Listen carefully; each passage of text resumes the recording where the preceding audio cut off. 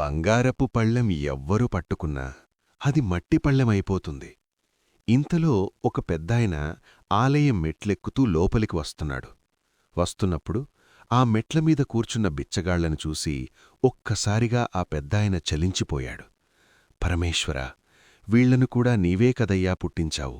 పిడికెడు అన్నం కోసం మెట్లుమీద కూర్చుని ఒక మానవుడు ఇంకొక్క మానవుణ్ణి అడుక్కుంటున్నాడు.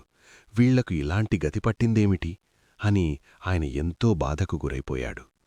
కొంచెం ముందుకు రాగానే 2 కళ్ళూ లేకుండా ఉన్నవాళ్లు బిచ్చమెత్తుకోవడం చూసి వెంటనే ఆ పెద్దాయన కన్నీళ్లు పెట్టుకుని ఆయన స్వామివారిని ఇలా అడిగాడట. అయ్యా, మీ దర్శనార్థం వచ్చాను ఓ విశ్వనాథ. ఆ అభాగ్యులకు కంటిచూపుని ప్రసాదించవయ్యా అని అక్కడ కూర్చుని ఓం నమఃశివాయ, ఓం నమఃశివాయ అంటూ వాళ్లకోసం స్వామిని వేడుకున్నాడు. ఇంకాస్త ముందుకు వెళ్తుంటే ఒక కుంటివాడు మెట్లెక్కలేక ఇబ్బంది పడుతున్న దృశ్యాన్ని చూసి స్వామికి దక్షిణ వేయడానికి తెచ్చుకున్న డబ్బులను ఆ కుంటివాడికిచ్చేశాడు. అలాగే ఇంకాస్త ముందుకు వచ్చేసరికి ఆకలితో అలమటిస్తున్న ఒక స్త్రీమూర్తికి తాను భగవంతునికి ప్రసాదంగా ఇవ్వడానికి తెచ్చిన పళ్లను ఆమెకిచ్చేశాడు. ఇలా ఇవన్నీ చేసుకుంటూ ఆలయానికి వచ్చాడు. స్వామివారిని దర్శించుకుని తిరిగి ప్రయాణం చేస్తుంటే ఆ బంగారపు పళ్ళెం కోసం తెలిసి ఆ పెద్దాయన కూడా అటువైపు వెళ్ళి అలా దూరంగా ఉండి చూసి తిరిగి వెళ్ళిపోతున్నాడు.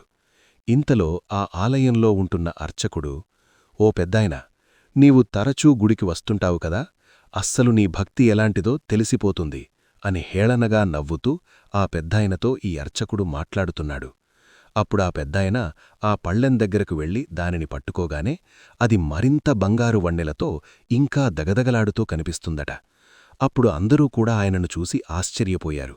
ఏమిటి, ఈ కాశీ విశ్వనాథుణ్ణి దర్శించుకుని వాళ్లలో ఈ పెద్దాయనే భక్తుడా, మిగిలినవాళ్లు భక్తులు కాదా అని అడిగితే దానికి శివపురాణం ఏం చెప్పిందంటే, శివుడు బాహ్యప్రియుడు కాదురా నాయనా, భావప్రియుడు అని చెబుతుంది. సద్గురు దివ్య ధ్యాన వసంత యోగీశ్వరులు. హిందువుగా ఈ మాటలు విన్న తర్వాత కూడా ఒక లైక్ ఇవ్వకపోతే ఎలా చెప్పండి? Please subscribe.